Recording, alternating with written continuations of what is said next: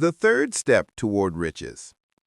Autosuggestion is a term which applies to all suggestions and all self-administered stimuli which reach one's mind through the five senses. Stated in another way, autosuggestion is self-suggestion. It is the agency of communication between that part of the mind where conscious thought takes place and that which serves as the seat of action for the subconscious mind. Through the dominating thoughts which one permits to remain in the conscious mind, whether these thoughts be negative or positive is immaterial.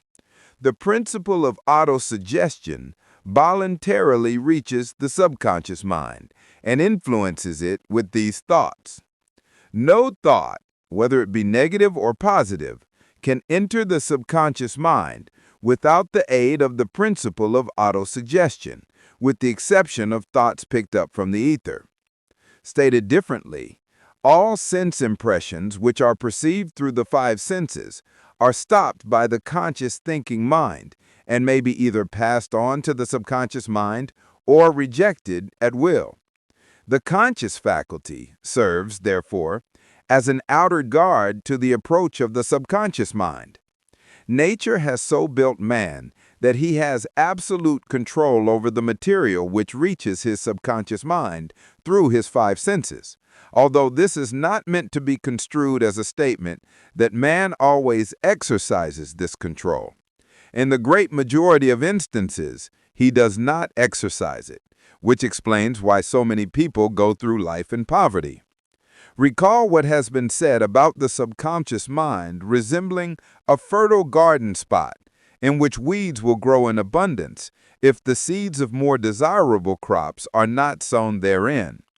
Autosuggestion is the agency of control through which an individual may voluntarily feed his subconscious mind on thoughts of creative nature, or by neglect, permit thoughts of destructive nature to find their way into this rich garden of the mind.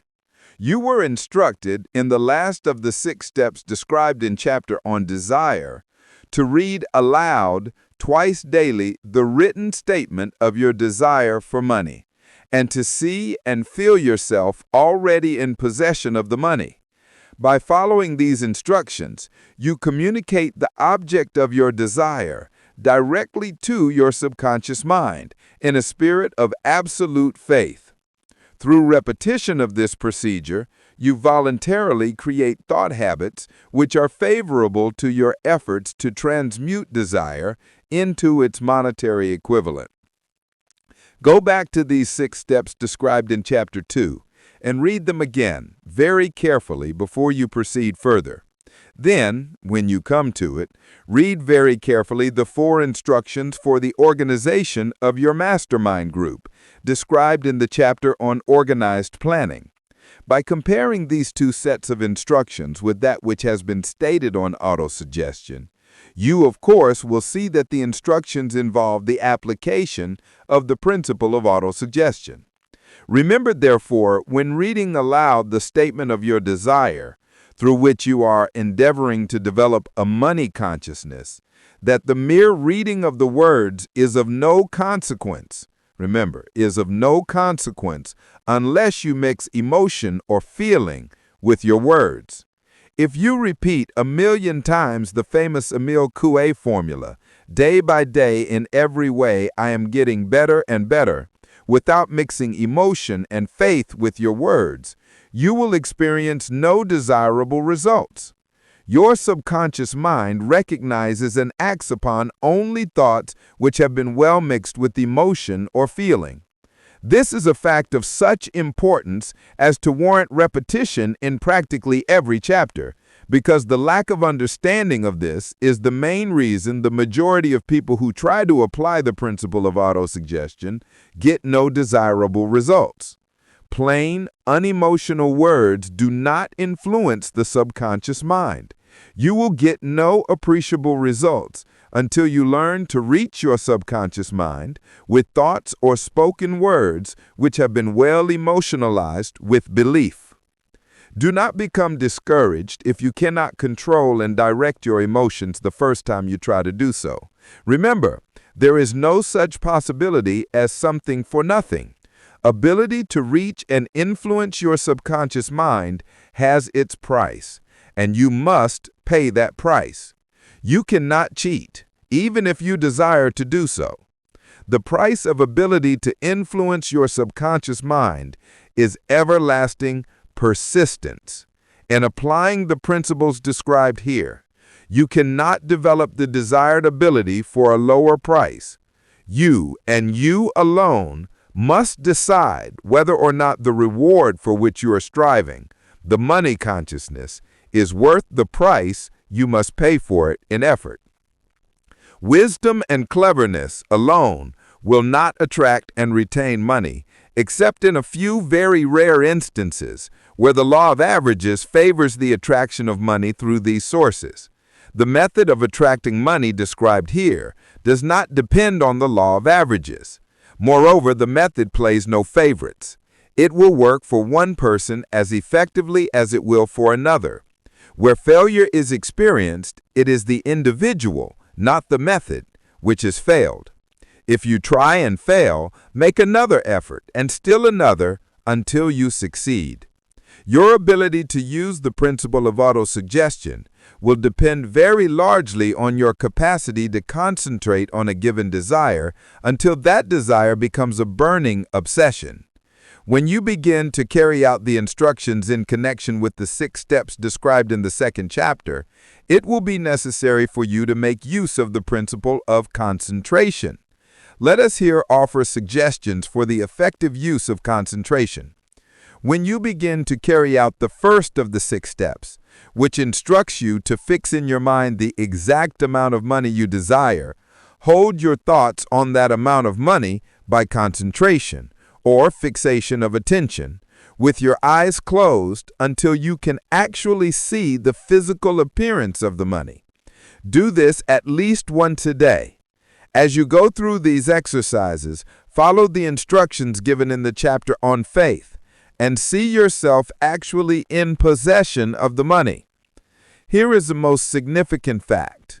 The subconscious mind takes any orders given it in a spirit of absolute faith and acts on those orders, although the orders often have to be presented over and over again through repetition before they are interpreted by the subconscious mind. Following the preceding statement, consider the possibility of playing a perfectly legitimate trick on your subconscious mind by making it believe, because you believe it, that you must have the amount of money you are visualizing, that this money is already awaiting your claim, and that the subconscious mind must hand over to you practical plans for acquiring the money which is yours. Hand over the thought suggested in the preceding paragraph to your imagination, and see what your imagination can or will do to create practical plans for the accumulation of money through transmuting your desire. Do not wait for a definite plan through which you intend to exchange services or merchandise in return for the money you are visualizing, but begin at once to see yourself in possession of the money, demanding and expecting, meanwhile, that your subconscious mind will hand over the plan or plans you need. Be on the alert for these plans, and when they appear, put them into action immediately. When the plans appear, they will probably flash into your mind through the 6th sense in the form of an inspiration. This inspiration may be considered a direct telegram or message from infinite intelligence. Treat it with respect and act on it as soon as you receive it. Failure to do so will be fatal to your success. In the 4th of the 6 steps, you were instructed to create a definite plan for carrying out your desire and begin at once to put this plan into action. You should follow this instruction in the manner described in the preceding paragraph. Do not trust to your reason when creating your plan for accumulating money through transmutation of desire. Your reason is faulty. Moreover, your reasoning faculty may be lazy, and if you depend entirely on it to serve you, it may disappoint you. When visualizing the money you intend to accumulate, with closed eyes, See yourself rendering the service or delivering the merchandise you intend to give in return for this money. This is important. Summary of instructions. The fact that you are reading this book is an indication that you earnestly seek knowledge. It is also an indication that you are a student of this subject. If you are only a student, there is a chance that you may learn much that you did not know, but you will learn only by assuming an attitude of humility. If you choose to follow some of the instructions, but neglect or refuse to follow others, you will fail. To get satisfactory results, you must follow all instructions in a spirit of faith. The instructions given in connection with the 6 steps in the 2nd chapter will now be summarized and blended with the principles covered by this chapter, as follows. First, go